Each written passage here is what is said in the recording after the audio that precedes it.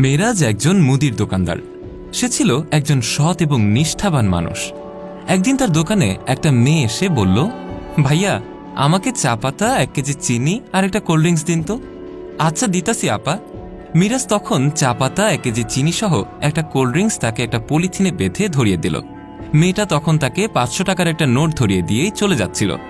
এমন সময় মিরাজ তাকে ডাক দিয়ে বলল, আপা, আপনার বাকি টাকাটা নিয়ে যাবেন না?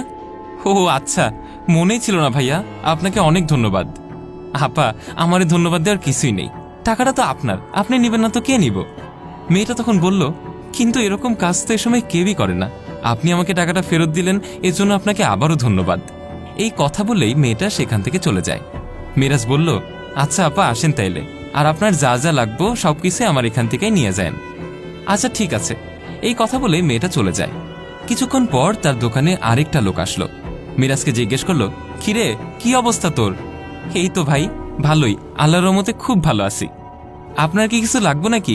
একটা সিগারেট দিমু ভাই? আরে না না, সিগারেট দিস না তো, সিগারেট খাওয়া আমি ছাইরা দিচ্ছি।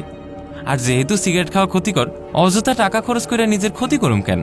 মিরাজ তখন বলল, ভাই, জীবনে যদি একটা ভালো সিদ্ধান্ত নিয়ে থাকেন তাইলে এইটাই সেই সিদ্ধান্ত।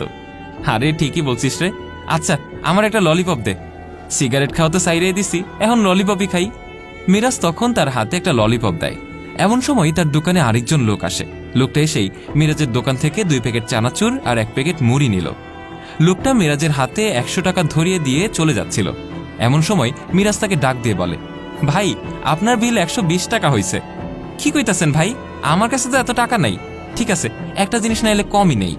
মিরাজ তখন বলল, আরে না না ভাই, আপনার এই জিনিস ফেরত দিতে হইব না, আপনি বরং পরে 20 টাকা দিয়ে যান।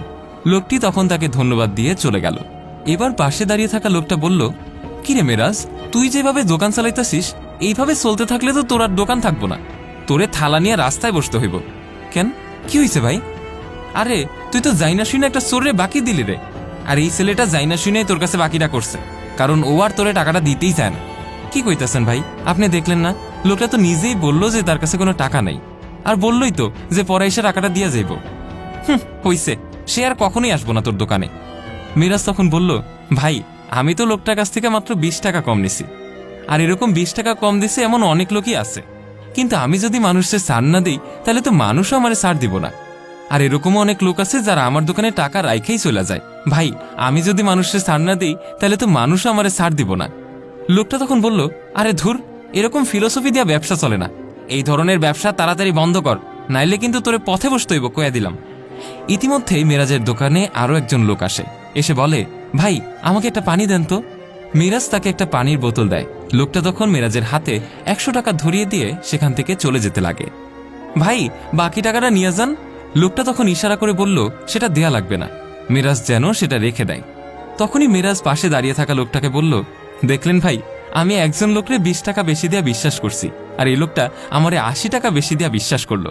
তখন লোকটা বলে উঠল, ঠিকই রে মিরাজ, এই 80 টাকা তোরে যে লোকটা দিয়া গেল, ওই লোকটা আসলে কালকে আমেরিকা চলে যাইব, এই টাকাটা আসলে এখন তোরই। কি কোন ভাই, আপনি ওই লোকটারে চিনেন?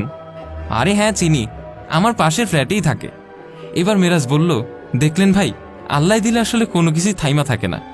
ইতিমধ্যেই যেই ছেলেটি মিরাজের কাছ থেকে 20 টাকা বাকি নিয়েছিল, সেই লোকটাও এসে তাকে 20 টাকা ধরিয়ে দিল। দেখছেন ভাই, এই 20টা টাকাও আমারই দিয়া গেল।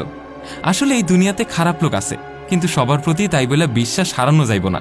আর ভালো লোকের উপরে আল্লাহর রহমত থাকে, মানুষ তারে ঠকাতে চাইলেও আল্লাহ তারে হেফাজত করে। আসলে এই পৃথিবীতে যে কোনো সম্পর্কের মূল ভিত্তি হচ্ছে বিশ্বাস।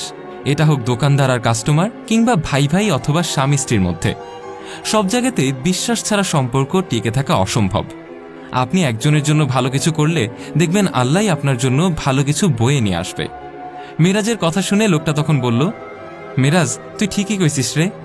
কথা শেষে লোকটাও সেখান থেকে ভাবতে ভাবতে চলে যায়। ভিডিওটি ভালো লেগে থাকলে লাইক, কমেন্ট এবং শেয়ার করতে ভুলবেন না। কমেন্ট বক্সে জানান আপনার মূল্যবান মতামত।